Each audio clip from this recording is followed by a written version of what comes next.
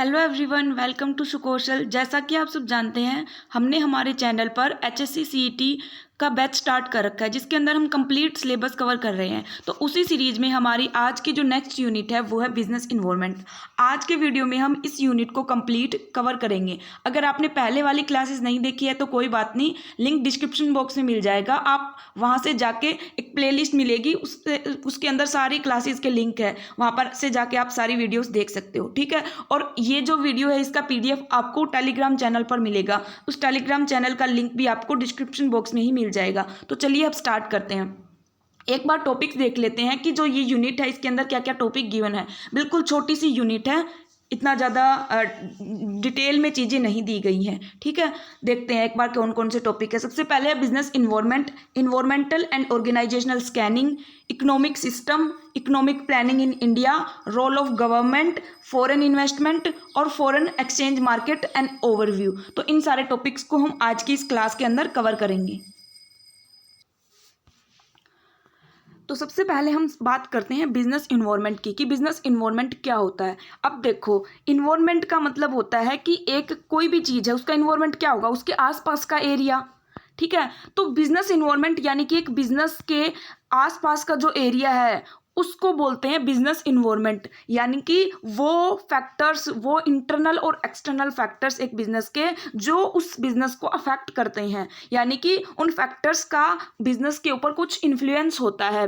अब देखो, एक बिजनेस जो होता है उस बिजनेस के कुछ अंदर की चीज़ें उस बिजनेस को अफेक्ट करेगी और कुछ उस बिजनेस के बाहर की चीज़ें उसको अफेक्ट करेगी। तो इस तरह से दो तरह के फैक्टर्स एक बिजनेस को इन्फ्लुएंस करते हैं, उसके उनका इफेक्ट होता है, उनमें कुछ चेंजेस का इफेक्ट होता है बिजनेस के ऊपर। एक इंटरनल और एक एक्सटर्नल है।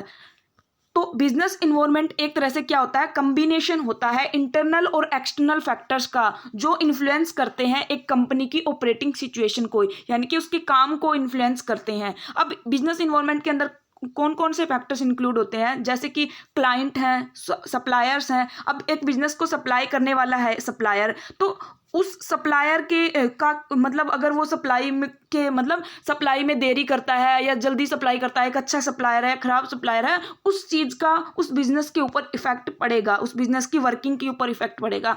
ऐसे ही कंपटीशन कितना है, ओनर कौन है, इम्प्रूवमेंट टेक्नोलॉजीज़ में कुछ चेंजेज होते हैं तो वो चीज़ भी अफेक्ट करेगी बिजनेस को। लॉ या गवर्नमेंट की एक्टिविटीज़ में कुछ चेंजेज होते हैं तो वो फैक्टर भी अफेक्ट करेंगे। ऐसे ही मार्केट है, सोशल या इकोनॉमिक ट्रेंड्स हैं, यानी कि ये एक तरह से कुछ फैक्टर्स हैं इन्वायरमेंट के जो अफेक्ट करते हैं एक बिजनेस को। तो हम जो इन्वायरमेंट जो है उसको दो पार्ट्स में डिवाइड करते हैं, एक बिजनेस के अंदर इंटरनल इन्वायरमेंट, उस बिजनेस के अंदर की चीज़ें, और एक एक्सटर्नल, उस बिजनेस के बाहर की चीज़ें जो अफेक्ट करती हैं। तो बिजनेस इन्वायरमेंट एक तरह से टू टाइप्स का होता है, एक्सटर्नल और इंटरनल। जो एक्सटर्नल इन्वायरमेंट है वो बिजनेस के बाहर का, इंटरनल उसके अंदर का। अब एक्सटर्नल को भी फर्दर दो पार्ट्स में डिवाइड किया जाता है, माइक्रो और मैक्रो इन्वायरमेंट। अब इनको समझते हैं आगे। सबसे पहले हम एक्सटर्नल इन्वायरमेंट के बारे में बात करते हैं। एक्सटर्नल इन्वायरमेंट वो फैक्टर्स जो एग्जिस्ट करते हैं आउटसाइड द बिजनेस, यानी कि बिजनेस के बाहर हैं, वो बिजनेस के अंदर नहीं है, बिजनेस के बाहर वाली जो चीज़ें अफेक्ट करती हैं उनको एक्सटर्नल इन्वायरमेंट में कंसिडर किया जाता है। अब ये जो एक्सटर्नल इन्वायरमेंट के फैक्टर्स होते हैं इनके ऊपर एक बिजनेस का कोई कंट्रोल नहीं होता, बिजनेस के हाथ में कुछ नहीं होता। अगर बिजनेस चाहे कि एक्सटर्नल इन्वायरमेंट में कुछ चेंज किया जाए, कुछ फैक्टर्स का चेंज किया जाए ताकि बिजनेस के ऊपर बुरा इफेक्ट ना पड़े, तो ऐसा नहीं कर सकता कोई बिजनेस, क्योंकि external environment beyond it's control होता है, उसके कंट्रोल में नहीं होता। तो अब ये जो एक्सटर्नल इन्वायरमेंट है इसको हम टू पार्ट्स में डिवाइड करते हैं, माइक्रो और मैक्रो इन्वायरमेंट। सबसे पहले माइक्रो इन्वायरमेंट की बात करें कि माइक्रो इन्वायरमेंट क्या होता है, इसके अंदर कौन से फैक्टर्स इंक्लूड होते हैं। तो वो फैक्टर्स इंक्लूड होते हैं माइक्रो इन्वायरमेंट में जिनका एक बिजनेस के ऊपर डायरेक्ट इफेक्ट पड़ता है, यानी कि एक पर्टिकुलर फर्म के ऊपर डायरेक्ट इफेक्ट पड़ता है। उन फैक्टर्स को हम माइक्रो इन्वायरमेंट में कंसीडर करते हैं। अब डायरेक्ट इफेक्ट कैसे, जैसे देखो, एक बिजनेस है, उसका सप्लायर है, उसको सप्लाई करने वाला, तो ये जो सप्लायर है ये इसके अंदर कुछ चेंजेज होते हैं तो उस चीज़ का इफेक्ट डायरेक्ट इस बिजनेस के ऊपर पड़ेगा। ये नहीं है कि अब ये है तो बिजनेस के बाहर का ही, एक्सटर्नल ही है, लेकिन इस सप्लायर का इफेक्ट डायरेक्ट इस बिजनेस के ऊपर पड़ेगा। ये नहीं है कि ऐसा ही बिजनेस करने वाला कोई और पर्सन है, उसका सप्लायर अलग होगा या अलग हो सकता है, तो इस सप्लायर का इफेक्ट सिर्फ इस बिजनेस के ऊपर पड़ेगा, डायरेक्ट इसी के ऊपर पड़ेगा। ऐसे ही कस्टमर है तो वो कस्टमर भी एक पर्टिकुलर बिजनेस के कस्टमर का इफेक्ट अगर कस्टमर के परसेप्शन में या किसी भी चीज़ में चेंज होता है तो उसका इफेक्ट इस पर्टिकुलर बिजनेस पे डायरेक्ट पड़ेगा। ये नहीं है कि इस जैसे सारे बिजनेस पे पड़ेगा, क्या पता उनके कस्टमर्स में ना हो, तो ऐसा हो सकता है ना। तो माइक्रो इन्वायरमेंट में वो फैक्टर्स इंक्लूड होते हैं जिनका डायरेक्ट और इंटीमेट इफेक्ट होता है एक फर्म के ऊपर, जैसे सप्लायर है, डिस्ट्रीब्यूटर है फर्म के, वो सारे कंसीडर होते हैं माइक्रो इन्वायरमेंट के अंदर। अभी माइक्रो इन्वायरमेंट को एक और नाम से भी जानते हैं हम, जैसे कि टास्क इन्वायरमेंट भी बोलते हैं या ऑपरेटिंग इन्वायरमेंट भी बोलते हैं।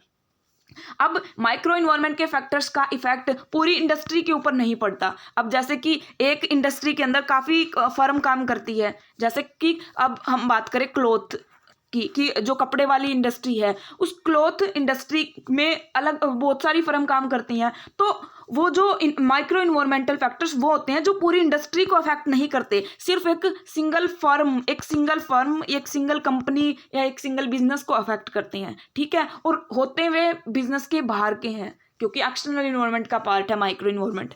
नेक्स्ट है मैक्रो इन्वायरमेंट। अब मैक्रो इन्वायरमेंट में वो फैक्टर्स आते हैं जो सारे बिजनेसेस को अफेक्ट करते हैं, पूरी इंडस्ट्री को अफेक्ट करते हैं, वो फैक्टर्स आते हैं मैक्रो इन्वायरमेंट में। जैसे कि इकोनॉमिक पॉलिसी है गवर्नमेंट की, अब गवर्नमेंट की इकोनॉमिक पॉलिसी में चेंज होता है तो क्या वो सिर्फ एक बिजनेस को अफेक्ट करेगी या सारे बिजनेसेस को अफेक्ट करेगी, सबको करेगी। तो मैक्रो इन्वायरमेंट में वो फैक्टर्स आते हैं जो अफेक्ट करते हैं होल इंडस्ट्री को, पूरी इंडस्ट्री को अफेक्ट करते हैं, उनको मैक्रो इन्वायरमेंट बोला जाता है। जैसे कि जीएसटी आया था, ये जीएसटी अब किसी एक फर्म तो अफेक्ट नहीं हुई थी, इससे सारी फर्म हुई थी, पूरी इंडस्ट्री हुई थी, तो ये एग्जाम्पल है मैक्रो इन्वायरमेंट का, ठीक है, क्योंकि ये भी है तो एक्सटर्नल ही इन्वायरमेंट का पार्ट, लेकिन इसका इफेक्ट पूरी इंडस्ट्री के ऊपर होता है, सभी फर्मों पे होता है, और माइक्रो का सिंगल पे एक अकेली फर्म पे होता है जिसके साथ उसका डायरेक्ट रिलेशन हो, ठीक है, डायरेक्ट और इंटीमेट इम्पैक्ट होता है माइक्रो का। अब बात करते हैं नेक्स्ट इंटरनल इन्वायरमेंट की। इंटरनल इन्वायरमेंट यानी कि एक बिजनेस के अंदर का ही इन्वायरमेंट जो उसको अफेक्ट करता है, वो फैक्टर्स आते हैं इंटरनल इन्वायरमेंट में। जैसे कि किसी कंपनी का विजन क्या है, क्या उसका मिशन है, क्या उसके ऑब्जेक्टिव हैं, उसका जो ऑर्गेनाइजेशन का इंटरनल स्ट्रक्चर क्या है, कैसे उसका मैनेजमेंट कैसा है, उसके पास कितने फाइनेंशियल रिसोर्सेज हैं, उसके पास फिजिकल एसेट्स क्या हैं, ये सारी चीज़ें किसको अफेक्ट करेंगी, उस बिजनेस को ही अफेक्ट करेंगी, सिर्फ उसी बिजनेस को। और कौन से फैक्टर हैं ये इंटरनल, उस बिजनेस के अंदर की चीज़ें हैं, तो वो आती है इंटरनल इन्वायरमेंट में। अब ये जो इंटरनल इन्वायरमेंट है इसके अंदर 6M का कंसेप्ट होता है, यानी कि ये जो फैक्टर्स हैं इनके लिए ये 6M यूज किए जाते हैं। कौन कौन से, जैसे कि मैन, ह्यूमन रिसोर्स। अब ह्यूमन रिसोर्स हर एक बिजनेस के अंदर के होते हैं एम्प्लॉइज, तो वो एम्प्लॉय कैसे हैं, कैसा ह्यूमन रिसोर्स है, वो चीज़ किसको इफेक्ट करेगी, सिर्फ उस बिजनेस को करेगी, और उसके अंदर की चीज़ है ये, ठीक है। नेक्स्ट मनी, कितने उसके पास फाइनेंशियल रिसोर्सेज हैं, मार्केटिंग रिसोर्सेज कितने हैं, फिजिकल एसेट्स, मशीनरी वगैरह, प्लांट वगैरह, ये चीज़ कितनी है, उसका मैनेजमेंट स्ट्रक्चर और कैसा है उसका मैनेजमेंट। अगर अच्छा होगा तो उसका एक तरह से उसका अच्छा इफेक्ट पड़ेगा, बुरा है तो उसका बुरा इफेक्ट पड़ेगा, और सिर्फ उस फर्म के ऊपर ही पड़ेगा, क्योंकि ये इंटरनल होता है, इसका बाहर के इन्वायरमेंट से कोई रिलेशन नहीं है। और भी कुछ फैक्टर्स हो सकते हैं, जैसे कि रिसर्च और डेवलपमेंट कैसा है किसी कंपनी का, उसकी इमेज कैसी है, उसकी ब्रांड इक्विटी कैसी है, वैल्यू सिस्टम कैसा है, कॉम्पिटिटिव एडवांटेज उसके पास कितनी है, ये सारे फैक्टर्स जो हैं वो होते हैं इंटरनल इन्वायरमेंट के फैक्टर्स, जो एक बिजनेस ऑर्गेनाइजेशन के अंदर होते हैं। अब हम बात करते हैं नेक्स्ट टॉपिक इन्वायरमेंटल स्कैनिंग की। इन्वायरमेंटल स्कैनिंग का क्या मतलब होता है। अब देखो, स्कैनिंग यानी कि स्कैन करना किसी चीज़ को, स्कैन। तो अब इन्वायरमेंटल स्कैनिंग यानी कि जो इन्वायरमेंट के, जो एक बिजनेस का इन्वायरमेंट है उसको स्कैन करना, और उसको स्कैन करके आइडेंटिफाई करना अपॉर्चुनिटीज़ और थ्रेट्स। अब ये अपॉर्चुनिटीज़ और थ्रेट्स क्या होती है। अपॉर्चुनिटी यानी कि क्या मौके हैं, क्या अच्छी चीज़ें हैं हो सकती है इन्वायरमेंट में, और क्या थ्रेट्स, क्या हमें प्रॉब्लम्स हो सकती है, क्या थ्रेट्स हमें मिल सकती है इन्वायरमेंट से। तो उस इन्वायरमेंट को स्कैन करके इन दो चीज़ों को आइडेंटिफाई करना, इनको पहचानना कि क्या अपॉर्चुनिटी, क्या मौके हैं, और क्या एक तरह से हमें कुछ रिस्क वाली जो चीज़ें हैं, एक तरह से क्या प्रॉब्लम्स इन फ्यूचर हमें हो सकती है बिजनेस में, इनको आइडेंटिफाई करना ही होता है इन्वायरमेंटल स्कैनिंग। अब इन्वायरमेंटल स्कैनिंग में क्या होता है, एक तरह की एक प्रोसेस होती है जिसके अंदर ऑर्गेनाइजेशन मॉनिटर करते हैं अपने रेलेवेंट इन्वायरमेंट को, अपने इन्वायरमेंट को, बिजनेस के इन्वायरमेंट को आइडेंटिफाई करने के लिए अपॉर्चुनिटीज़ और थ्रेट्स जो अफेक्ट करती हैं बिजनेस को। ठीक है, तो अब या इन्वायरमेंटल स्कैनिंग में एक तरह से इंफॉर्मेशन गैदर की जाती है, इंफॉर्मेशन कलेक्ट की जाती है कंपनी के इन्वायरमेंट के बारे में। फिर उस इंफॉर्मेशन को कलेक्ट कर लिया कि आसपास का इन्वायरमेंट के बारे में इंफॉर्मेशन कलेक्ट कर ली, फिर उस इंफॉर्मेशन को एनालाइज किया जाएगा, उसको डिटेल में समझा जाएगा और समझने के बाद ये एक तरह से पता लगाया जाएगा, ये डिटरमाइन किया जाएगा कि क्या इन्वायरमेंट के अंदर चीज़ें हमें इन फ्यूचर अफेक्ट कर सकती है। ठीक है, तो एक तरह से इन्वायरमेंटल स्कैनिंग के अंदर कुछ भी इवेंट्स, ट्रेंड्स क्या चल रहे हैं, क्या इश्यूज, एक्सपेक्टेशंस, इन सारी चीज़ों को स्कैन किया जाता है और फिर कुछ फैक्टर्स मतलब एनालाइज करके कुछ फोरकास्ट किया जाता है, कुछ मेजर किया जाता है कि क्या हमें इन फ्यूचर में प्रॉब्लम्स हो सकती है या क्या हमारे पास मौके हैं, क्या अपॉर्चुनिटीज़ हैं। उन चीज़ों को आइडेंटिफाई किया जाता है, उनको पहचाना जाता है। जैसे कि फॉर एग्जांपल जो रिलायंस जियो है उसने इन्वायरमेंटल स्कैनिंग के थ्रू ये एक तरह से एक अपॉर्चुनिटी फाइंड की, ये मौका फाइंड किया कि जो 4G को मतलब ये जो 4G उन्होंने लॉन्च की थी 4G जियो सिम, तो जो लो कॉस्ट 4G पेनिट्रेशन है कंट्री में, उस अपॉर्चुनिटी को आइडेंटिफाई किया और अपने जो है वो जियो की सिम लॉन्च कर दी 4G की टेक्नोलॉजी के साथ। तो इस तरह से इन्होंने पहले इन्वायरमेंट को स्कैन किया कि हाँ भाई इसमें ये नीड हो सकती है, ये अपॉर्चुनिटी है, और फिर उस अपॉर्चुनिटी को आइडेंटिफाई करके उसको ग्रैब कर लिया, उसको ले लिया अपने एक तरह से अपनी स्ट्रेटेजी के थ्रू। तो इस तरह से अपॉर्चुनिटीज़ जो है उनको आइडेंटिफाई किया जा सकता है। और ऐसे ही कुछ थ्रेट्स, क्या हमें प्रॉब्लम्स हो सकती हैं इन फ्यूचर, उनको भी आइडेंटिफाई किया जा सकता है। जैसे एयरटेल है, एयरटेल ने इन्वायरमेंट को स्कैन करके आइडेंटिफाई किया कि उसके लिए एक थ्रेट है, कौन, जो रिलायंस जियो की सिम आई है। तो अब ये थ्रेट है इसके लिए, तो अब इस थ्रेट से डील करने के लिए ये अपनी स्ट्रेटेजीज बनाएंगी। ठीक है, तो ये कैसे पता चला, इन्होंने इन्वायरमेंट को स्कैन किया, देखा कि इन्वायरमेंट के अंदर क्या क्या चीज़ें हो रही हैं, उन चीज़ों से फिर अपनी अपनी अपॉर्चुनिटी और थ्रेट्स को आइडेंटिफाई किया। ये होती है इन्वायरमेंट स्कैनिंग। अब इन्वायरमेंट स्कैनिंग की एक टेक्निक है क्विस्ट यानी कि क्विक इन्वायरमेंटल स्कैनिंग टेक्निक। अब ये क्विस्ट टेक्निक, इसका क्या काम होता है, ये इन्वायरमेंट को स्कैन करने की एक टेक्निक है जिसके अंदर जो क्विक का मतलब है जल्दी से, जैसे जैसे इन्वायरमेंट के अंदर चेंजेज होते जाते हैं, वैसे ही जो प्लानर हैं, जो स्कैनिंग करने वाले हैं एक बिजनेस के अंदर, वो चेंजेस को ऑब्जर्व करते रहते हैं, जैसे जैसे चेंजेस होते हैं, और जल्दी से पता लगाते रहते हैं कि क्या चेंज हुआ, तो फिर हमें क्या स्टेप लेने चाहिए। वो मतलब एक तरह से जैसे जैसे चेंज होते हैं वैसे वैसे ही उसके क्या ऑर्गेनाइजेशन के ऊपर अफेक्ट पड़ेंगे, और उनसे डील करने के लिए ऑर्गेनाइजेशन के अंदर स्ट्रेटेजीज और पॉलिसीज बनाते रहते हैं। ठीक है, तो क्विस्ट का मतलब है कि जल्दी से क्विकली इन्वायरमेंट को स्कैन करना, और फिर जैसे ही चेंजेस होते हैं, मतलब जैसे ही पता चलता है कि ऐसे चेंजेस हो सकते हैं इन फ्यूचर, तो उसी टाइम पे उनके लिए स्ट्रेटेजीज और पॉलिसीज बनाना, फॉर्म करना। ठीक है, तो क्विक इन्वायरमेंटल स्कैनिंग टेक्निक एक स्कैनिंग प्रोसीजर है जिसके अंदर जो एग्जीक्यूटिव और प्लानर है वो keep side by side of change, यानी कि चेंज को के ऊपर ध्यान रखते हैं, नज़र रखते हैं, and its implication for the organization strategy and policy, और क्या एक बिजनेस का इनका ऊपर इफेक्ट होगा, क्या इम्पैक्ट होगा, उस चीज़ को भी मेजर करते हैं। एक तरह से जो क्विस्ट है एक ब्रॉड और कॉम्प्रिहेंसिव एनालिसिस प्रोड्यूस करता है एक्सटर्नल इन्वायरमेंट का। ठीक है, एक्सटर्नल इन्वायरमेंट को स्कैन करने की ही टेक्निक है क्विक इन्वायरमेंटल स्कैनिंग टेक्निक। अब हम बात करते हैं नेक्स्ट टॉपिक, इन्वायरमेंटल एनालिसिस, कि इन्वायरमेंटल एनालिसिस क्या होता है। अब देखो, स्कैनिंग और एनालिसिस दो सिमिलर सी चीज़ें हैं, लेकिन इनमें थोड़ा डिफरेंस है। स्कैनिंग में हम क्या करते हैं, जो इन्वायरमेंट है उसको स्कैन करते हैं, और क्या उसके अंदर क्या मौके हो सकते हैं या क्या थ्रेट्स हो सकती है, क्या अपॉर्चुनिटी और थ्रेट्स हो सकती हैं, उनको आइडेंटिफाई करते हैं। लेकिन इन्वायरमेंटल एनालिसिस में हम क्या करते हैं, जो इंटरनल और एक्सटर्नल इन्वायरमेंट हमने पढ़ा, बिजनेस इन्वायरमेंट के दो पार्ट्स होते हैं, एक इंटरनल और एक एक्सटर्नल। तो उस इंटरनल और एक्सटर्नल एलिमेंट को पहचानना, फिर उसका क्या इफेक्ट हो सकता है एक ऑर्गेनाइजेशन के ऊपर, उस चीज़ को जानना ही होता है इन्वायरमेंटल एनालिसिस। ठीक है, environmental analysis refer to process of identifying external और इंटरनल इन्वायरमेंट, यानी कि इंटरनल और एक्सटर्नल इन्वायरमेंट के एलिमेंट्स को आइडेंटिफाई करना, उनको पहचानना, और उनका क्या इफेक्ट हो सकता है एक बिजनेस की, एक ऑर्गेनाइजेशन की परफॉर्मेंस के ऊपर, इस चीज़ को एनालाइज करना ही होता है इन्वायरमेंटल एनालिसिस।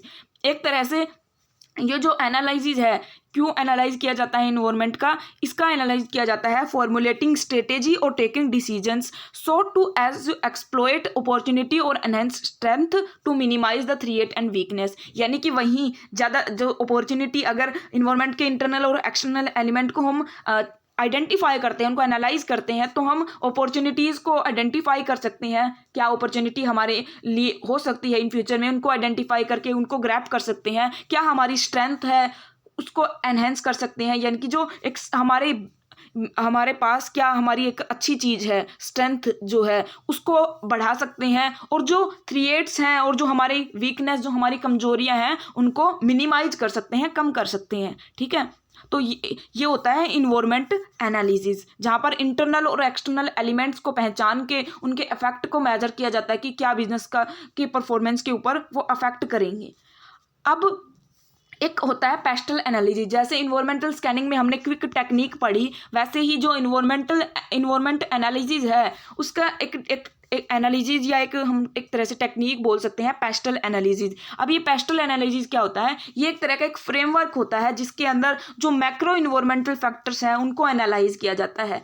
अब देखो, हमने पढ़े थे कि बिजनेस इन्वायरमेंट के दो पार्ट होते हैं, इंटरनल और एक्सटर्नल। जो एक्सटर्नल है उसके भी अंदर माइक्रो और मैक्रो। माइक्रो जिनका सिर्फ एक फर्म के ऊपर इफेक्ट होता है, और मैक्रो जिनका पूरी इंडस्ट्री के ऊपर इक्वल इफेक्ट होता है। तो वो जो मैक्रो इन्वायरमेंटल फैक्टर्स हैं उनको एनालाइज करने का एक फ्रेमवर्क है ये पेस्टल। एक तरह से कुछ नहीं है, ये जो मैक्रो इन्वायरमेंटल फैक्टर्स होते हैं जो भी उनका एक शॉर्ट फॉर्म है। ठीक है, जैसे कि जी ये जो पेस्टल है, इस पेस्टल की फुल फॉर्म क्या होती है? पेस्टल, पी मतलब पॉलिटिकल, ई मतलब इकोनॉमिक, एस मतलब socio cultural, T means technological, L means legal और ई मीन्स इन्वायरमेंटल। तो अब जब हम मैक्रो इन्वायरमेंट के फैक्टर्स पढ़ते हैं तो वो यही होते हैं कि पॉलिटिकल जो इन्वायरमेंट है, पॉलिटिकल जो फैक्टर्स हैं वो कैसे अफेक्ट करते हैं एक बिजनेस को। इकोनॉमिक जो सिचुएशन है, economic condition, economic system, economic planning, economic policies, उनका क्या इफेक्ट होता है। सोशल कल्चरल कैसा है, उसका भी इफेक्ट होता है। अगर सोशल कल्चरल में चेंजेस होते हैं तो वो चीज़ भी बिजनेस को अफेक्ट करती है, सभी को करती है, एक तरह से एक्सटर्नल है।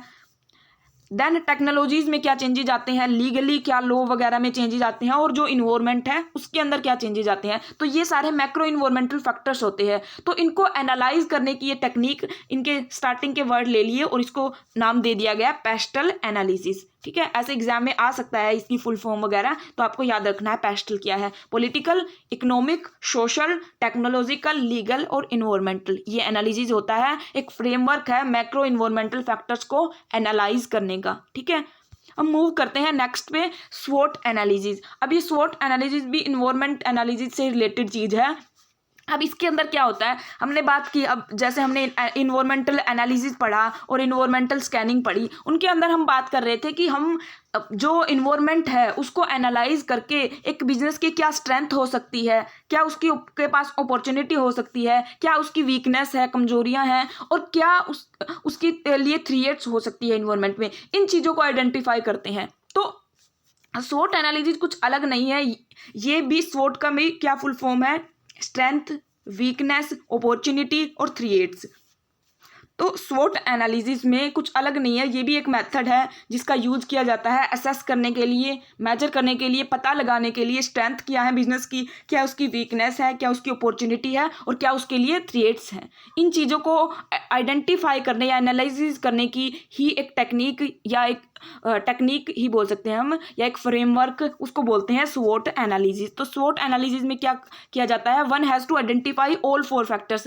ये 4 फैक्टर्स इनको आइडेंटिफाई करना होता है, इनको पहचानना होता है कि क्या स्ट्रेंथ, वीकनेस, अपॉर्चुनिटी और थ्रेट्स हैं। ठीक है, अब इनको आइडेंटिफाई करके फिर अब एक क्यों आइडेंटिफाई करते हैं, क्यों एनालाइज करते हैं, क्योंकि जो स्ट्रेंथ है उनको बढ़ाया जा सके, उनको एनहेंस किया जा सके, हमें पता चले कि हमारी क्या स्ट्रेंथ है, तो हम उसके ऊपर काम करेंगे, उस स्ट्रेंथ को और ज़्यादा बढ़ाएंगे, इंक्रीज करेंगे, और वीकनेस जो है उनको कम किया जा सके या उनको दूर किया जा सके। हमें अगर पता होगा कि हमारी क्या कमजोरियाँ हैं तो हम उनके ऊपर काम करेंगे, उनको ठीक करेंगे। ठीक है, उनको एलिमिनेट करेंगे। तो जब स्ट्रेंथ को बढ़ाएंगे, हमारी कमजोरियों को कम करेंगे, तो इससे क्या होगा, जो अपॉर्चुनिटीज़ है मार्केट के अंदर उनको हम, उनके बेनिफिट हम ले सकेंगे, और जो चैलेंजेज, जो थ्रेट्स हैं उनको अवॉइड कर सकेंगे, उनसे बच सकेंगे। ठीक है, ये होता है स्वॉट एनालिसिस। तो इसके अंदर इनको आइडेंटिफाई करके इन जो स्ट्रेंथ है और जो अपॉर्चुनिटी है उनको बढ़ाया जाता है और वीकनेस और थ्रेट्स इनको कम किया जाता है। ठीक है, अब देखो इसमें हम अच्छे से क्लियर करते हैं स्वॉट एनालिसिस को। ये जो स्ट्रेंथ, वीकनेस, अपॉर्चुनिटी और थ्रेट्स होती हैं, ये होती है कि कुछ एक्सटर्नल होती है, एक बिजनेस के अंदर की होती है, कुछ बाहर की होती है, कुछ पॉजिटिव होती है, कुछ नेगेटिव। इनको समझते हैं। सबसे पहले स्ट्रेंथ की बात करते हैं। तो जो स्ट्रेंथ है वो एक बिजनेस के इंटरनली होती है, यानी कि उस बिजनेस के अंदर होती है। ये स्ट्रेंथ एक पॉजिटिव चीज होती है। और स्ट्रेंथ, क्योंकि स्ट्रेंथ होना एक तरह से कुछ ऐसी चीज है हमारे पास जो औरों के पास नहीं है, कि हमारी स्ट्रेंथ है वो किसी भी फॉर्म में हो सकती है। हमारे पास अच्छे ह्यूमन रिसोर्सेज हो सकते हैं, हमारे पास अच्छे फाइनेंशियल रिसोर्सेज हो सकते हैं, या हमारा अच्छा मैनेजमेंट हो सकता है, कुछ भी हो सकता है, लेकिन होना चाहिए वो एक बिजनेस के अंदर इंटरनल। तो उसको हम बोलते हैं स्ट्रेंथ, और ये पॉजिटिव होती है। नेक्स्ट बात करते हैं वीकनेस की। जो ये वीकनेस होती है, कमजोरी की, हमारे पास हमारे एक तरह से हमारे इंटरनल सिस्टम के, हमारे बिजनेस के अंदर क्या कमजोरी है, क्या वीकनेस है। तो ये वीकनेस क्या होती है, नेगेटिव होती है और इंटरनल होती है। स्ट्रेंथ पॉजिटिव होती है और इंटरनल होती है, और वीकनेस इंटरनल ही होती है लेकिन नेगेटिव होती है। ऐसे ही अपॉर्चुनिटीज जो है, अपॉर्चुनिटी हमें बिजनेस के अंदर नहीं होती, अपॉर्चुनिटीज होती हैं बिजनेस के बाहर का जो इन्वायरमेंट है उसके अंदर होती है अपॉर्चुनिटी। और अपॉर्चुनिटी एक्सटर्नल तो होगी, बाहर की होती है, क्योंकि तो ये पॉजिटिव होती हैं, अच्छी होती हैं अपॉर्चुनिटीज मिलना। नेक्स्ट थ्री एड्स क्या होती है। ये थ्री एड्स बिजनेस के अंदर नहीं होती, थ्री एड्स बिजनेस के बाहर होती है, एक्सटर्नल इन्वायरमेंट में होती है और नेगेटिव होती है। ठीक है, तो अपॉर्चुनिटीज और थ्री एड्स में अपॉर्चुनिटी एक्सटर्नल इन्वायरमेंट में पॉजिटिव जो चीज़ें हैं हमारे लिए, और थ्री एड्स एक्सटर्नल इन्वायरमेंट में नेगेटिव जो चीज़ें हैं। ऐसे ही स्ट्रेंथ और वीकनेस इंटरनल होते हैं, स्ट्रेंथ यानी कि पॉजिटिव और वीकनेस यानी कि नेगेटिव। अब देखो इन चारों के आपस में कम्बिनेशन बना के 4 स्ट्रेटेजीज बनती हैं, जिनका नाम है strength opportunity strategy, strength threats strategy, weakness opportunity strategy और वीकनेस थ्री एड्स स्ट्रेटेजी। अब इनके अंदर क्या होता है, सबसे पहले बात करते हैं स्ट्रेंथ अपॉर्चुनिटी स्ट्रेटेजी की। तो इस स्ट्रेटेजी में क्या एक बिजनेस करता है, which of the company strength can be used to maximize opportunities you identify. यानी कि एक बिजनेस की स्ट्रेंथ का यूज करके जो बाहर एक्सटर्नल इन्वायरमेंट के अंदर अपॉर्चुनिटीज हैं उनको ग्रैब करना, उनको ज़्यादा से ज़्यादा करना। ठीक है, उनको लेना एक तरह से। ये होती है इस स्ट्रेटेजी के अंदर, ये चीज़ प्लान की जाती है कि हमारे पास जो अच्छी चीज़ें हैं उनका हम यूज करके कौन सी अपॉर्चुनिटीज़ ले सकते हैं, मार्केट में कौन से मौके हैं उनको ग्रैब कर सकते हैं, उनको ले सकते हैं। इस स्ट्रेटेजी में ये चीज़ डिसाइड होती है, ये प्लान किया जाता है। Next, weakness opportunity strategy. अब वीकनेस अपॉर्चुनिटी स्ट्रेटेजी में क्या होता है, what action can you take to minimize company's weakness using the opportunity you identify. यानी कि जो एक्सटर्नल एनवायरनमेंट में जो अपॉर्चुनिटी है उनको आइडेंटिफाई करके हम हमारे बिजनेस के अंदर की जो कमजोरी है, वीकनेस है, उसको कम कर सकते हैं। ये चीज़ की प्लानिंग होती है वीकनेस अपॉर्चुनिटी स्ट्रेटेजी में। यानी कि वीकनेस का हमें कम करना है, किसकी हेल्प से, मार्केट के अंदर जो अपॉर्चुनिटी है, बाहर जो एक्सटर्नल इन्वायरमेंट में जो अपॉर्चुनिटी है उनका यूज करके। नेक्स्ट फिर स्ट्रेटेजी होती है स्ट्रेंथ थ्री एड्स स्ट्रेटेजी। अब स्ट्रेंथ यानी कि स्ट्रेंथ इंटरनल जो हमारी स्ट्रेंथ है, और जो थ्री एड्स जो बाहर एक्सटर्नल एनवायरनमेंट में जो नेगेटिव चीज़ें हैं हमारे लिए, जो चैलेंजेज हैं। तो इसमें क्या प्लान करेंगे, how can you use company's strength to minimize threats you identify. यानी कि हम हमारी इंटरनल स्ट्रेंथ का यूज करके बाहर के जो खतरे हैं, जो चैलेंज है, जो थ्री एड्स हैं, उनको कम कर सकते हैं, उनको मिनिमाइज कर सकते हैं। वो प्लान होता है स्ट्रेटेजी में। नेक्स्ट है वीकनेस थ्री एड्स स्ट्रेटेजी। अब इसमें दोनों नेगेटिव नेगेटिव है। वीकनेस एक बिजनेस के अंदर की कमजोरी इंटरनल, और थ्री एड्स बाहर के जो चैलेंजेज हैं, एक्सटर्नल चैलेंजेज। तो इसमें क्या होता है, how can you minimize the company's weakness to avoid threats you identify. यानी कि बाहर के थ्री एड्स को हम अच्छे से आइडेंटिफाई कर लें, उनका अच्छे से पता लगा लें क्या चैलेंजेज हैं, तो उनको आइडेंटिफाई करके हम हमारी वीकनेस को कम करें। इस चीज़ का प्लान होता है इस स्ट्रेटेजी के अंदर। यानी कि एक्सटर्नल थ्री एड्स को अगर हमने पहचान लिया तो उनका हमारे ऊपर नेगेटिव इफेक्ट पड़ने से हम रोक सकते हैं। तो इससे हमारी जो वीकनेस है, जो कमजोरी है, उसको कम किया जा सकता है। ठीक है, तो ये 4 स्ट्रेटेजी होती हैं स्वॉट एनालिसिस की ही। ठीक है, जिसके अंदर स्ट्रेंथ, वीकनेस, अपॉर्चुनिटी और थ्री एड्स को एनालाइज किया जाता है। अब हम मूव करते हैं हमारे नेक्स्ट टॉपिक, इकोनॉमिक सिस्टम और इकोनॉमिक प्लानिंग इन इंडिया। सबसे पहले इकोनॉमिक सिस्टम की बात करें तो इकोनॉमिक सिस्टम क्या होता है, सिस्टम का ही बात करें तो सिस्टम का मतलब होता है कि कोई भी चीज़ कैसे वर्क करती है। तो इकोनॉमिक सिस्टम यानी कि एक कंट्री की इकोनॉमी कैसे वर्क करती है, वो चीज़ होती है इकोनॉमिक सिस्टम के अंदर। तो अब हर एक कंट्री का अपना इकोनॉमिक सिस्टम होता है कि वो कैसे एक अपनी इकोनॉमी जो है, उनकी इकोनॉमी जो है वो वर्क करती है। तो मेनली इकोनॉमिक सिस्टम के अंदर क्या होता है कि जो गवर्नमेंट है वो कैसे जो रिसोर्सेज हैं या गुड्स और सर्विसेज हैं उनको डिस्ट्रीब्यूट करती है। अब हर एक इकोनॉमी के पास कुछ रिसोर्सेज होते हैं, तो उन रिसोर्सेज को गवर्नमेंट कैसे डिस्ट्रीब्यूट करती है, यानी कि एक तरह से कैसे गवर्नमेंट उस कंट्री की इकोनॉमी को चलाती है, उसको बोला जाता है इकोनॉमिक सिस्टम। तो अब ये जो इकोनॉमिक सिस्टम है ये 3 टाइप्स के होते हैं commonly, planned economy, market economy और मिक्स्ड इकोनॉमी। अब सबसे पहले अगर हम बात करें प्लान इकोनॉमी की, कि प्लान इकोनॉमी क्या होती है, जैसे नाम से ही पता चल रहा है कि प्लान किया जाए, पहले से ही प्लान किया जाए। तो ये जो इकोनॉमी होती है इसके अंदर क्या होती है, जो गवर्नमेंट है एक कंट्री की वो पूरी रेगुलेट करती है उस इकोनॉमी को, अपने आप प्लान करती है। इसको, इस प्लान इकोनॉमी को सोशलिस्ट इकोनॉमी भी बोला जाता है। ठीक है, सोशलिस्ट इकोनॉमी। इस इकोनॉमी के अंदर क्या होता है कि जो गवर्नमेंट है वो सारी चीज़ें डिसाइड करती है कि क्या किस चीज़ का कितना प्रोडक्शन करना है, कौन से रिसोर्सेज कैसे डिस्ट्रीब्यूट किए जाएंगे, मतलब सारे जो डिसीजन है वो गवर्नमेंट लेती है, गवर्नमेंट के हाथ में होता है। गवर्नमेंट अपने तरीके से सारी चीज़ें प्लान करती है, उसको बोला जाता है प्लान इकोनॉमी। मार्केट इकोनॉमी में क्या होता है, गवर्नमेंट फुल फ्रीडम दे देती है प्राइवेट लोगों को, प्राइवेट बिजनेसेस को, कि आप अपनी मर्जी से चीज़ें प्रोड्यूस करो अपने हिसाब से, अपने प्रॉफिट के हिसाब से, मतलब एक तरह से फुल छूट दे देती है मार्केट इकोनॉमी में। मार्केट के हिसाब से चीज़ें वर्क करती है। अब देखो प्लान इकोनॉमी में प्राइसेस वगैरह की, किस चीज़ का क्या प्राइस होगा वो गवर्नमेंट डिसाइड करेगी सारी चीज़ें, लेकिन मार्केट इकोनॉमी में फुल फ्रीडम दे दिया। फुल फ्रीडम दे दी तो प्राइसेस कैसे डिटरमाइन होंगे, डिमांड और सप्लाई के बेसिस पे, कि कितनी किस चीज़ की डिमांड है और कितनी किस चीज़ की सप्लाई है, उसके बेसिस पे फ्रीली अपने आप डिसाइड होते हैं प्राइसेस वगैरह, और कैसे कितना प्रोडक्शन करना है वो सारी चीज़ें अपने आप लोग डिसाइड करते हैं। ठीक है, बिजनेसेस डिसाइड करते हैं अपने आप, यानी कि गवर्नमेंट तो कुछ भी इतना चीज़ों को रेगुलेट नहीं करती, फ्रीडम दे देती है। और मिक्स्ड इकोनॉमी इन दोनों का मिक्स होता है, यानी कि गवर्नमेंट कुछ मतलब कुछ चीज़ों को रेगुलेट करती है लेकिन कुछ चीज़ों को फ्रीडम दे देती है, तो उसको बोला जाता है मिक्स्ड इकोनॉमी। अब देखो नेक्स्ट पेज पे कुछ और इनसे रिलेटेड थोड़ी डीप में समझते हैं।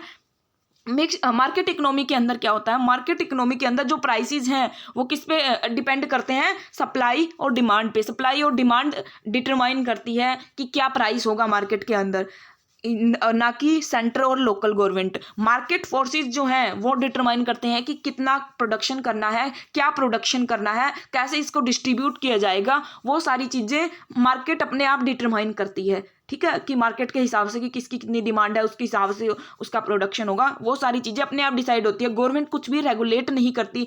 इस इकोनॉमी को फ्री इकोनॉमी या कैपिटलिज्म भी बोला जाता है, कैपिटलिस्ट इकोनॉमी, या आपने इकोनॉमिक्स में पढ़ी भी होगी फ्री इकोनॉमी, क्योंकि इसमें गवर्नमेंट चीज़ों को रेगुलेट नहीं करती, फ्रीडम दे देती है मार्केट फैक्टर्स को कि वो अपने आप चीज़ें रेगुलेट करेंगे। जैसे जो यूएसए और जापान है, ये यहाँ पर ये जो मार्केट इकोनॉमी सिस्टम है वो वर्क करता है। Next plan economy. Plan economy में गवर्नमेंट सारे डिसीजन लेती है कि क्या प्रोडक्शन किया जाएगा, कैसे उनको डिस्ट्रीब्यूट किया जाएगा, क्या सैलरीज होगी, कहाँ पे क्या इन्वेस्टमेंट करनी है, प्राइसेस क्या होंगे गुड्स और सर्विसेज के, सारी चीज़ें गवर्नमेंट डिटरमाइन करती है। ठीक है, government own means of production, government के एक तरह से हाथ में होता है, गवर्नमेंट ही ओनर होती है कि मतलब जो भी रिसोर्सेज हैं, सारे रिसोर्सेज हैं उनकी।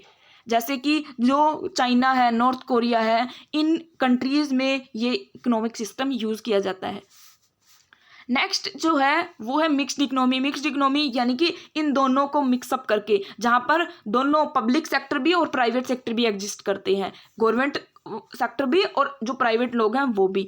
अब इसके अंदर क्या होता है मिक्स्ड इकोनॉमी में, जो मेन चीज़ें हैं, मेन रेगुलेशंस हैं या मेन सेक्टर जो है वो इम्पोर्टेंट है, उनको तो गवर्नमेंट रेगुलेट करती है, और जो बाकी सिस्टम है, बाकी जो नॉर्मल बिजनेसेस हैं उनके लिए फ्रीडम दे देती है, वो कोई प्राइवेट सेक्टर भी उनको में एक तरह से बिजनेस कर सकता है। ये होती है मिक्स्ड इकोनॉमी के अंदर। ठीक है, अब बात करते हैं इकोनॉमिक प्लानिंग की, कि इकोनॉमिक प्लानिंग, अब ये इकोनॉमिक प्लानिंग क्या होती है। इकोनॉमिक प्लानिंग यानी कि लॉन्ग टर्म के लिए जो गवर्नमेंट प्लान बनाती है इकोनॉमी को डेवलप करने के लिए, इकोनॉमी में जो रिसोर्सेज हैं उनका एफिशिएंट यूज हो, उनका अच्छे से यूज हो, उस चीज़ के लिए जब एक प्लान बनाया जाता है गवर्नमेंट के द्वारा, लॉन्ग टर्म प्लान, लंबे टाइम के लिए एक प्लान बनाया जाता है, उसको बोलते हैं इकोनॉमिक प्लानिंग। अब बात करते हैं इंडिया में, तो इंडिया में इकोनॉमिक प्लानिंग कब स्टार्ट हुई? 1950 में। 1950 में after independence economic planning start हुई। इकोनॉमिक प्लानिंग हमारे इंडिया में कैसे की जाती है,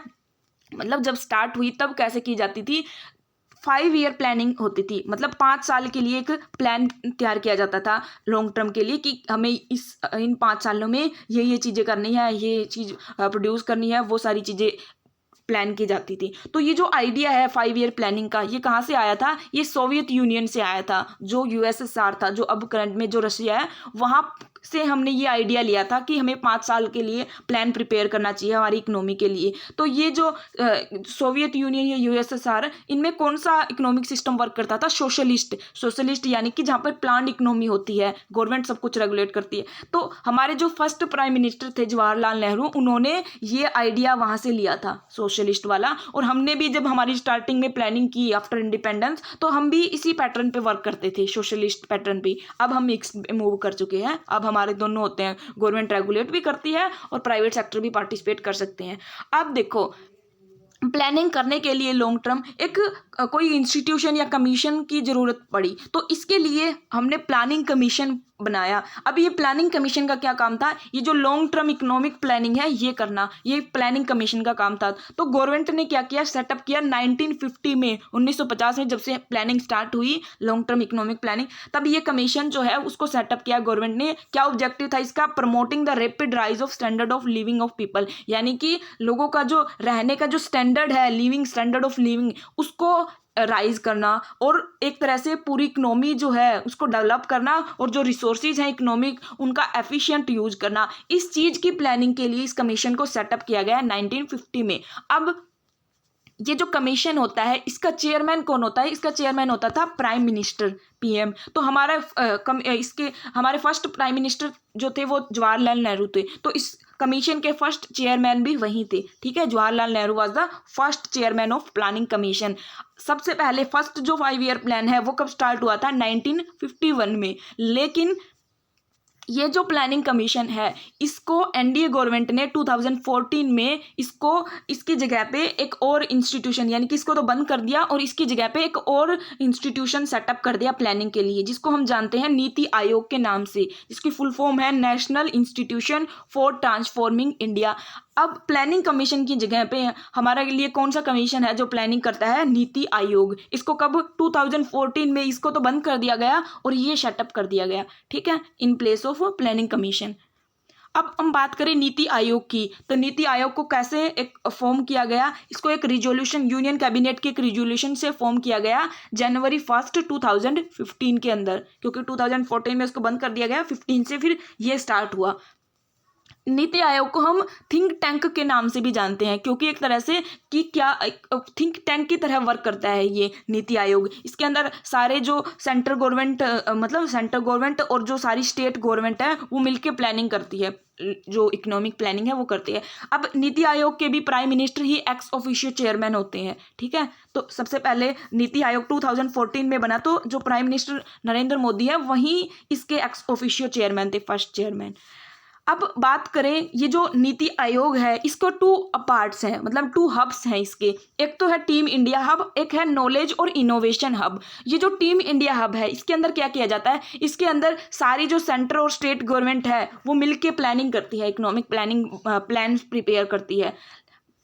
और ये जो नॉलेज और इनोवेशन हब है इसके अंदर क्या होता है? जो एक्सपर्ट्स होते हैं, जिनको अच्छी नॉलेज है फील्ड्स की, वो मिलके कुछ इनोवेशन से रिलेटेड चीज़ों के डिसीजन लेते हैं या इनोवेशन से रिलेटेड प्लान बनाते हैं, ठीक है। तो इस तरह से 2 हब हैं नीति आयोग के, टीम इंडिया हब और नॉलेज और इनोवेशन हब। ये जो नॉलेज और इनोवेशन हब है इसी को थिंक टैंक बोला जाता है एक तरह से, ठीक है। अब हम बात करते हैं गवर्नमेंट के रोल की, कि एक इकोनॉमी के अंदर, एक बिजनेस इन्वायरमेंट के अंदर एक गवर्नमेंट का, यानी कि गवर्नमेंट जो है वो क्या रोल प्ले करती है। तो गवर्नमेंट प्रमोट करती है इकोनॉमिक एफिशिएंसी और ग्रोथ को, कि इकोनॉमी जो है वो एफिशिएंटली वर्क करे और उसकी अच्छी से ग्रोथ हो। डिस्ट्रीब्यूशन ऑफ इनकम, कि गवर्नमेंट क्या करती है? टैक्सेस की हेल्प से जो इनकम है उसको, जिनके पास ज़्यादा इनकम है उससे जिनके पास कम इनकम है, जो पुअर पीपल है, रिच पीपल से पुअर पीपल की तरफ डिस्ट्रीब्यूशन करती है इनकम का, टू प्रोवाइड एक तरह से सोशल सिक्योरिटी सिस्टम। अब हमें सोशल सिक्योरिटी, जो पुलिस है या आर्मी है, इनकी हेल्प से सोशल सिक्योरिटी प्रोवाइड करने में भी एक मेन रोल है गवर्नमेंट का। स्ट्रेंथन द इंस्टीट्यूशन, और जो इंस्टीट्यूशन है, बड़े बड़े इंस्टीट्यूशन जो एक तरह से कोर हैं हमारी इकोनॉमी के, उनको स्ट्रेंथन करती है, उनको मजबूत करती है। अब गवर्नमेंट जो है कुछ पॉलिसीज़ की हेल्प से एक तरह से मेन रोल प्ले करती है इकोनॉमी के अंदर। हम उन पॉलिसीज़ को समझते हैं। सबसे पहले है फिस्कल पॉलिसी। अब ये फिस्कल पॉलिसी क्या होती है? इसके अंदर गवर्नमेंट जो एक इकोनॉमी है उसके अंदर डिमांड को कंट्रोल करती है, एक तरह से कि इकोनॉमी के अंदर कितनी डिमांड होगी या मतलब जो इनकम है उसके डिस्ट्रीब्यूशन से रिलेटेड जो डिसीजन मेकिंग है वो फिस्कल पॉलिसी के अंदर लेती है। गवर्नमेंट यूज़ करती है फिस्कल पॉलिसी का कंट्रोल करने के लिए ओवरऑल डिमांड इन इकोनॉमी। इसके अंदर गवर्नमेंट कितना जो गवर्नमेंट है वो पैसे स्पेंड करेगी, कितने खर्च करेगी, कितना टैक्सेशन होगा, टैक्स कितना चार्ज करेगी, और कितनी गवर्नमेंट बोरोविंग्स यानी कि उधार लेगी, वो सारी यानी कि कितने गवर्नमेंट एक्सपेंडिचर खर्चे करेगी और कितनी चीज़ें मतलब उधार लेगी, बोरोविंग करेगी, वो सारी चीज़ें डिसाइड की जाती हैं फिस्कल पॉलिसी के अंदर। अब जो बजट आता है वो इस फिस्कल पॉलिसी का एक पार्ट है। बजट के अंदर क्या डिसाइड होता है कि गवर्नमेंट कहाँ कहाँ पर एक तरह से इन्वेस्ट करेगी, गवर्नमेंट की इनकम कहाँ कहाँ से, मतलब गवर्नमेंट इनकम कहाँ से जनरेट करेगी। अब इनकम मेनली टैक्सेशन से होती है, तो कि कितना टैक्सेशन वगैरह होगा, टैक्स कितना होगा, कितनी गवर्नमेंट स्पेंड करेगी, कहाँ कहाँ खर्च करेगी, तो वो चीज़ डिसाइड होती है फिस्कल पॉलिसी के अंदर। नेक्स्ट है मॉनेटरी पॉलिसी। अब मॉनेटरी पॉलिसी की हमने इंडियन फाइनेंशियल सिस्टम में भी बात की थी।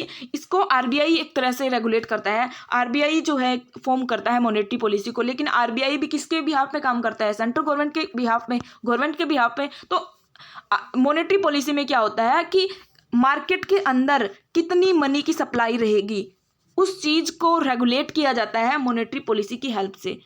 देन इंफ्रास्ट्रक्चर डेवलपमेंट, गवर्नमेंट का इंफ्रास्ट्रक्चर को डेवलपमेंट करने में भी एक मेन रोल है। जो रोड्स, पोर्ट्स, एयरपोर्ट, रेलवेज, ये सारी चीज़ें इकोनॉमी की ग्रोथ के लिए फॉर्म करना में मतलब इनमें कौन पैसे इन्वेस्ट करता है? गवर्नमेंट ही करती है। गवर्नमेंट यानी कि इंफ्रास्ट्रक्चर डेवलपमेंट में भी एक मेन रोल प्ले करती है। देन इंडस्ट्रियल पॉलिसी, अब इंडस्ट्रीज़ को प्रमोट करने के लिए, एंटरप्रेन्योरशिप को प्रमोट करने के लिए गवर्नमेंट इंडस्ट्रियल पॉलिसी बनाती है, जिसके अंदर गवर्नमेंट ऐसे रूल्स, रेगुलेशंस या स्टेप्स लेती है जिससे कि इंडस्ट्री की ग्रोथ हो इकोनॉमी के अंदर, क्योंकि इंडस्ट्री जो ग्रोथ होगी तो ओवरऑल जो इकोनॉमी है वो भी ग्रो करेगी। देन फॉरेन ट्रेड को रेगुलेट करने में भी गवर्नमेंट का एक मेन रोल है। गवर्नमेंट रेगुलेट करती है कि दूसरी जो कंट्रीज़ हैं उनसे कितना हम ट्रेड करेंगे, और उस ट्रेड को एक तरह से जो एक्सपोर्ट होता है, जो हम सेल करते हैं दूसरी कंट्रीज़ को, उसको इम्प्रूव करने के लिए, उसको भी प्रमोट करती है, उसको बढ़ाने के लिए गवर्नमेंट स्टेप्स लेती है, प्रमोट करती है एक्सपोर्ट को, ठीक है। Then social welfare, social welfare में तो रोल प्ले करती है कि जो रिसोर्सेज है सोसाइटी के उनको इक्वली सब में बांटा जाए, यानी कि जो रिच है वहाँ से रिसोर्सेज को पुअर की तरफ मूव किया जाए, तो एक ताकि सोशल वेलफेयर हो पूरी सोसाइटी का, तो उसमें भी एक मेन रोल है सेंट्रल मतलब गवर्नमेंट का। अब हम बात करते हैं नेक्स्ट टॉपिक एफडीआई की, फॉरेन डायरेक्ट इन्वेस्टमेंट।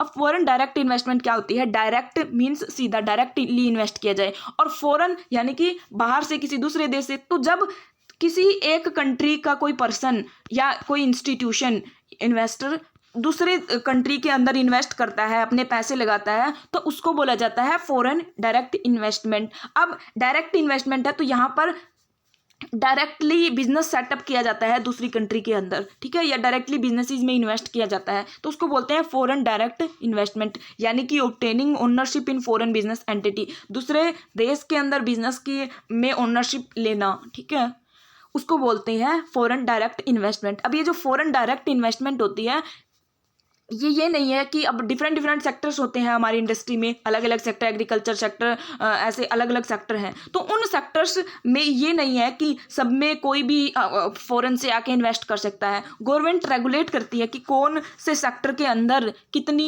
इन्वेस्टमेंट की जाएगी, यानी कि कितने परसेंटेज तक लोग इन्वेस्ट कर सकते हैं। जैसे कि कोई एक बिजनेस है किसी पर्टिकुलर सेक्टर से रिलेटेड, तो उसमें 10%, 20%, कितने परसेंट तक बाहर वाले जो लोग हैं, बाहर वाले जो इन्वेस्टर्स हैं वो ओनरशिप ले सकते हैं, वो चीज़ गवर्नमेंट डिसाइड करती है। तो ये अलग अलग होती है। जैसे कुछ सेक्टर्स में 100% ओपन होता है कि कोई भी 100% अपने जो उस चीज़ में बिजनेस कर सकता है, लेकिन कुछ सेक्टर में लिमिटेड होता है, जैसे 26 है, 49 है, ये अलग अलग लिमिट होती है कुछ में। और कुछ बिल्कुल प्रोहिबिटेड होते हैं जिनके में इन्वेस्ट कर ही नहीं सकते, जैसे कि लॉटरी बिजनेस है, गैम्बलिंग है, चिट फंड है। ऐसे बिजनेसेस में बाहर वाले लोग जो है वो इन्वेस्ट कर ही नहीं सकते। तो ऐसे अलग अलग लिमिट होती है। तो अब आपके ये जस्ट तो है छोटा सा टॉपिक मेंशन किया गया था, इसलिए मैंने वो नहीं बताया, क्योंकि एक लिस्ट होती है पूरी कि इस सेक्टर में इतने % तक अलाउ है। तो अगर आप चाहते हो कि वो भी लिस्ट हो तो हम उसको टेलीग्राम पे शेयर कर देंगे, आप बता देना कमेंट बॉक्स में।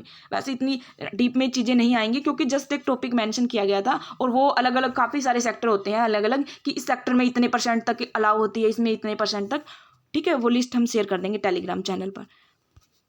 अब बात करते हैं हम टाइप्स ऑफ एफडीआई की। ये जो फॉरेन डायरेक्ट इन्वेस्टमेंट होती है, ये कितने टाइप्स की होती है? तो सबसे पहले इनवर्ड और आउटवर्ड।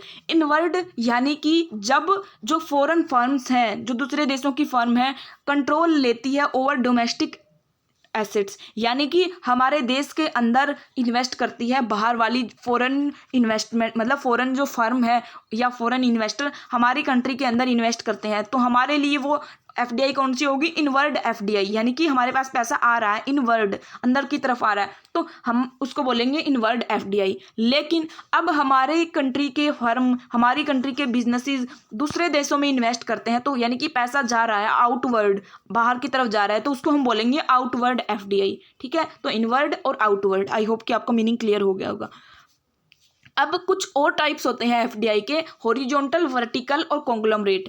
इनको समझते हैं, ये एग्जाम के पर्सपेक्टिव से इंपॉर्टेंट है। जो हॉरिजॉन्टल एफडीआई होती है, इसके अंदर क्या होता है कि जो इन्वेस्टमेंट है फॉरेन के अंदर, वो एक फर्म किन में करती है? In a similar production activity as it is carried out in home country. यानी कि अब यहाँ पर एक कंपनी है, एक फर्म है, वो हमारे इंडिया में क्लॉथ का बिजनेस कर रही है। ठीक है, क्लॉथ मैन्युफैक्चरिंग का, कपड़े का। तो अब ये क्लॉथ का बिजनेस कर रही है, और यही बिजनेस ये किसी दूसरी कंट्री, मान लो अमेरिका में, ये अपना बिजनेस सेटअप कर लेती है, यही बिजनेस सेम वहाँ पे जाके अपना बिजनेस लगा लेती है। तो अब ये पैसे लगा रही है अमेरिका में बिजनेस के अंदर, तो इस एफडीआई को हम हॉरिजॉन्टल एफडीआई बोलेंगे, क्योंकि जो बिजनेस ये यहाँ पर कर रही थी, सेम वैसा ही बिजनेस इसने अमेरिका में भी लगा लिया, वहाँ पर इन्वेस्ट कर दिए। तो इस टाइप ऑफ एफडीआई को हॉरिजॉन्टल एफडीआई बोला जाएगा। जैसे कई जो एमएनसीज हैं, मल्टीनेशनल कॉरपोरेशंस हैं, जैसे कोटक है, एचएसबीसी है, एलजी है, सैमसंग है, ये अलग अलग कंट्रीज में अपना बिजनेस चलाते हैं, लेकिन सेम बिजनेस। अब सैमसंग है जो मोबाइल फ़ोन है, ये सारी कंट्रीज में मोबाइल फ़ोन का ही बिजनेस कर रहे हैं अगर, तो उस एफडीआई को बोला जाएगा हॉरिजॉन्टल एफडीआई। नेक्स्ट जो टाइप है वो है वर्टिकल एफडीआई। वर्टिकल एफडीआई में मतलब किस तरह की इन्वेस्टमेंट होती है? इसके अंदर एक बिजनेस जो है वो उस सेम एक्टिविटीज़ में, जैसे कि अब एग्जांपल से समझो कि एक जो कंपनी है वो अपना बिजनेस कर रही है हमारे इंडिया के अंदर। ठीक है, हमारी इंडियन ही कंपनी है, वो इंडिया के अंदर बिजनेस कर रही है, लेकिन इस बिजनेस को करने के लिए इसको कुछ रॉ मटेरियल की नीड हो रही है। तो ये रॉ मटेरियल किसी दूसरी कंट्री के अंदर है, मान लो चाइना में है, तो अब ये जो बिजनेस है अपना एक और अपनी एक सब्सिडरी की तरह या कुछ एक अलग बिजनेस जो है चाइना में सेटअप करे, वहाँ से रॉ मटेरियल खरीदने के लिए, यानी कि वो रॉ मटेरियल लेने के लिए, और फिर उस रॉ मटेरियल को इस बिजनेस को सप्लाई करे। तो यानी कि इस बिजनेस ने यहाँ पर चाइना में इन्वेस्ट किए, एफडीआई हुई। तो अब इस टाइप ऑफ एफडीआई को क्या बोलेंगे? Vertical FDI. यानी कि अपने ही बिजनेस की दूसरी एक्टिविटीज़ को बढ़ाने के लिए अगर दूसरे देश में इन्वेस्टमेंट की जाए तो उसको बोलते हैं वर्टिकल एफडीआई। ऐसे ही ये इस तरह भी हो सकती है कि जैसे बिजनेस मैन्युफैक्चर जो है वो हमने मान लो चाइना में कर लिया, चाइना में मैन्युफैक्चर कर लिया, और अब इस मैन्युफैक्चर किए हुए प्रोडक्ट को बेचने के लिए हम मतलब इस मैन्युफैक्चर तो चाइना में कर रहे हैं, लेकिन इस बनाए हुए सामान को हम बेच दूसरी कंट्री में रहे हैं, तो बेचने के लिए भी बिजनेस सेटअप करना पड़ेगा। तो मान लो इसके लिए हमने इंडिया में एक इन्वेस्टर है, उसने इंडिया में बिजनेस सेटअप कर लिया इस यहाँ पर जो चीज़ें बन रही हैं उनको बेचने के लिए। तो ये जो टाइप ऑफ एफडीआई है ये भी वर्टिकल एफडीआई होगी, यानी कि अपनी ही बिजनेस की, अपना जो डोमेस्टिक प्रोडक्शन है उसको सप्लाई करने के लिए रॉ मटेरियल, या फिर उसकी जो फाइनल प्रोडक्ट्स हैं जो दूसरी कंट्री में बनाई हैं उनको सेल करने के लिए जो एफडीआई, जो फॉरेन डायरेक्ट इन्वेस्टमेंट की जाए, उसको बोलते हैं वर्टिकल एफडीआई। ठीक है, नेक्स्ट जो टाइप है वो है कॉन्ग्लोमरेट एफडीआई। अब इसमें क्या होता है? अब इसमें इन दोनों में से कोई काम नहीं होता। इसके अंदर क्या होता है कि एक कंपनी जो है वो एक कंट्री में तो किसी और चीज़ का बिजनेस कर रही है, लेकिन दूसरी कंट्री में वो किसी अलग ही बिजनेस में पैसे इन्वेस्ट करे, तो उस टाइप ऑफ एफडीआई को बोला जाता है कॉन्ग्लोमरेट एफडीआई, यानी कि डायरेक्ट इन्वेस्टमेंट की जाए overseas aimed at manufacturing product not manufactured by firm in a home country, यानी कि जो चीज़ें वो अपनी खुद की कंट्री के अंदर बना रही है, होम कंट्री में बना रही है, उससे किसी अलग ही चीज़ में, किसी अलग ही सेक्टर के अंदर अगर पैसे इन्वेस्ट करती है तो उसको बोलते हैं कॉन्ग्लोमरेट एफडीआई। ठीक है, तो ये 3 टाइप्स ऑफ एफडीआई हैं कि किस चीज़ में इन्वेस्ट कर रही है वो, उसके बेसिस पे। आई होप कि ये चीज़ें समझ आ गई होंगी। मूव करते हैं नेक्स्ट टॉपिक पे। नेक्स्ट है फॉरेन इंस्टीट्यूशनल इन्वेस्टमेंट। अब 2 तरह की इन्वेस्टमेंट होती है फॉरेन में, एक एफडीआई और एक एफएफआई। तो एफएफआई यानी कि फॉरेन इंस्टीट्यूशनल इन्वेस्टमेंट। अब इनमें क्या मेजर डिफरेंस होता है? एफडीआई की हमने बात की, एफडीआई में क्या होता है कि बिजनेस के अंदर इन्वेस्ट किए जाते हैं, पूरा बिजनेस में ओनरशिप ली जाती है, लेकिन एफएफआई में जो शेयर्स होते हैं, कंपनीज के शेयर्स, उनको खरीदा जाता है, सिक्योरिटीज के अंदर इन्वेस्ट किया जाता है। जैसे कि कोई इन्वेस्टर जो है, कोई फॉरेन इन्वेस्टर, जैसे हमने सैमसंग का एग्जांपल लिया, सैमसंग हमारे इंडिया में अपना सैमसंग का जो बिजनेस है वो करता है, अगर अपना एक सेटअप, अपना बिजनेस, अपनी एक सब्सिडरी बनाता है, तो वो जो इन्वेस्टमेंट कर रहा है उसको हम बोलेंगे एफडीआई, यानी कि अपना ही एक अलग बिजनेस कर रहा है। लेकिन अगर कोई फॉरेन का इन्वेस्टर वो हमारी इंडियन कंपनी जैसे कि रिलायंस जियो है, जियो के शेयर्स खरीदता है, तो शेयर्स खरीदता है तो पैसे तो लगा रहा है ना वो हमारे कंट्री के अंदर, तो उस टाइप ऑफ इन्वेस्टमेंट को बोला जाएगा फॉरेन इंस्टीट्यूशनल इन्वेस्टमेंट। यानी कि जब शेयर्स में इन्वेस्ट किया जाए, सिक्योरिटीज़ के अंदर इन्वेस्ट किया जाए, तो उस टाइप ऑफ इन्वेस्टमेंट को बोलते हैं फॉरेन इंस्टीट्यूशनल इन्वेस्टमेंट। ठीक है, अब इनका डिफरेंस से और चीज़ें क्लियर हो जाएंगी। जो एफडीआई है वो मेनली लॉन्ग टर्म होती है, क्योंकि अब बिजनेस लगा रहे हैं तो पैसे लॉन्ग टर्म के लिए है। लेकिन फॉरेन इंस्टीट्यूशनल इन्वेस्टमेंट मतलब ज़रूरी नहीं है कि शॉर्ट टर्म ही हो, लेकिन जनरली ज़्यादातर शॉर्ट टर्म इन्वेस्टमेंट होती है। यहाँ पर फिजिकल एसेट्स में इन्वेस्ट किया जाता है। फिजिकल एसेट्स यानी कि बिजनेसेस में यहाँ पर कुछ प्रॉपर्टी वगैरह खरीद के एक तरह से अपना पूरा बिजनेस सेटअप किया जाता है, तो एक फिजिकल एसेट्स में इन्वेस्टमेंट होती है। लेकिन एफएफआई में financial assets, securities, shares, debentures, इनमें इन्वेस्टमेंट की जाती है। अब इसका एम क्या होता है एफडीआई का? इंक्रीज इंटरप्राइज कैपेसिटी, प्रोडक्टिविटी और चेंज मैनेजमेंट कंट्रोल, यानी कि अपने जो इंटरनली जो अपने बिजनेस के, अपनी कंट्री के अंदर जो बिजनेस कर रहे हैं उस कैपेसिटी को इंक्रीज करना, मैनेजमेंट का कंट्रोल है उसके अंदर चेंजेस करना, प्रोडक्शन करना, इन चीज़ों में को बढ़ाने का एक मेन एम होता है। लेकिन यहाँ पर फॉरेन जो इंस्टीट्यूशनल इन्वेस्टमेंट है इसका एम होता है कैपिटल अवेलेबिलिटी को इंक्रीज करना, कि कैपिटल जो है वो मिले, ना कि कंट्रोल वगैरह वो दिया जाए। क्योंकि इनमें क्या होता है कि इनमें तो ये सिर्फ शेयर में इन्वेस्ट करते हैं, इनको कंट्रोल वगैरह का, मैनेजमेंट का हक नहीं मिलेगा। लेकिन यहाँ पर तो ये अपना बिजनेस ही अलग से लगा रहे हैं एफडीआई में, तो यहाँ पर जो ये कंट्रोल वगैरह है मैनेजमेंट का, उन चीज़ों को इंक्रीज किया जाता है, वो मेन एम होता है। अब जो एफडीआई होती है इसके अंदर क्या होता है? टेक्नोलॉजी ट्रांसफ़र होता है, एक्सेस टू मार्केट और मैनेजमेंट इनपुट। अब कोई बाहर की कोई कंपनी हमारे इंडिया में बिजनेस करेगी तो वो अपने साथ टेक्नोलॉजी भी लेके आएगी, अपना काम करने की सारी चीज़ें लेके आएगी, क्योंकि यहाँ पर उसको बिजनेस चलाना है, तो इससे टेक्नोलॉजी ट्रांसफ़र होता है। लेकिन एफएफआई में क्या होता है? सिर्फ कैपिटल, सिर्फ पैसे आते हैं, उसके अलावा कुछ नहीं आता, क्योंकि ये सिर्फ शेयर्स खरीद रहे हैं, वो अपना बिजनेस ही चला रहे हैं जो टेक्नोलॉजी भी साथ लाएंगे। FDI flow into the primary market. अब 2 मार्केट होती हैं, हमने कैपिटल मार्केट के 2 टाइप्स होते हैं, एक प्राइमरी मार्केट, एक सेकेंडरी मार्केट। प्राइमरी मार्केट जहाँ पर फर्स्ट टाइम जो है वो इन्वेस्टमेंट की जाती है, और सेकेंडरी जहाँ पर जो शेयर्स वगैरह है वो आपस में ट्रेड किए जाते हैं। तो जो एफडीआई है उसका पैसा कहाँ पर आता है? प्राइमरी मार्केट में आता है। लेकिन जो एफएफआई है उसका पैसा आता है सेकेंडरी मार्केट के अंदर।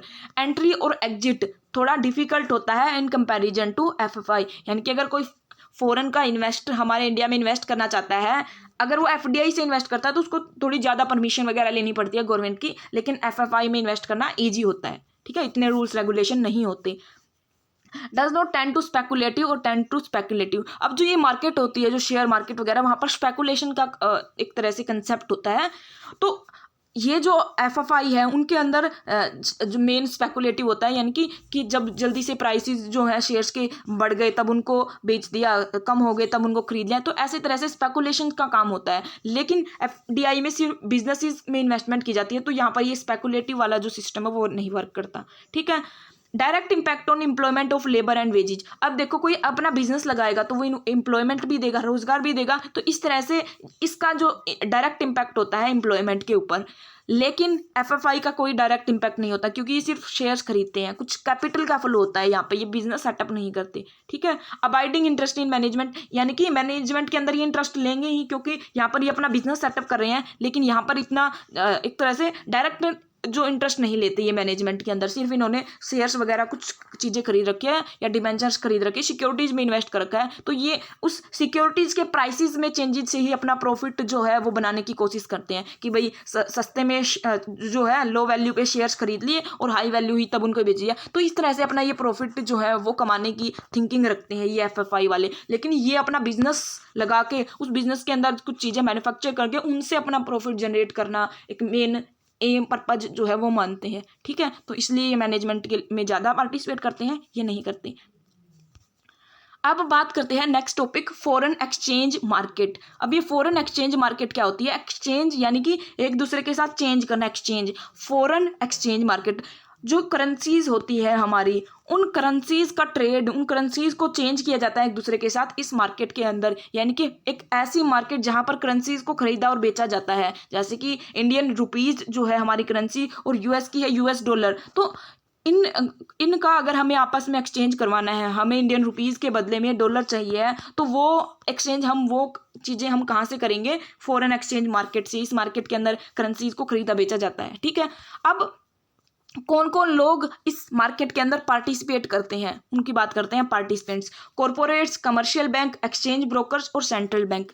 कॉरपोरेट्स जो कंपनी बिजनेस हाउस हैं, अब वो अगर किसी दूसरे देश में इन्वेस्ट कर रहे हैं तो उनको दूसरे देश की करेंसी चाहिएगी, तो इसलिए वो कॉरपोरेट्स इसके अंदर पार्टिसिपेट करते हैं। कमर्शियल बैंक ही एज एक तरह से चेंजर क्लाइंट्स की तरह काम करते हैं, यही तो बैंक्स ही तो चेंज करके देते हैं करेंसीज को। देन एक्सचेंज ब्रोकर ये एक तरह से एजेंट्स होते हैं जो डील करवाते हैं, जो एक्सचेंज मतलब एक तरह से हेल्प करते हैं ये एक्सचेंज में, करेंसीज के खरीदने बेचने में, वो होते हैं एक्सचेंज ब्रोकर। सेंट्रल बैंक, अब सेंट्रल बैंक ही तो एक मेन कंट्री का बैंक होता है, तो वो ही रूल रेगुलेशंस बनाता है कि कैसे जो है वो करेंसी की क्या वैल्यू होगी, अब हमारे इंडियन रुपीज़ की क्या वैल्यू होगी, वो सारी चीज़ों को रेगुलेट करने का काम सेंट्रल बैंक ही करता है। तो सेंट्रल बैंक का भी एक मेन इन्फ्लुएंस होता है फॉरेन मार्केट के अंदर, ठीक है।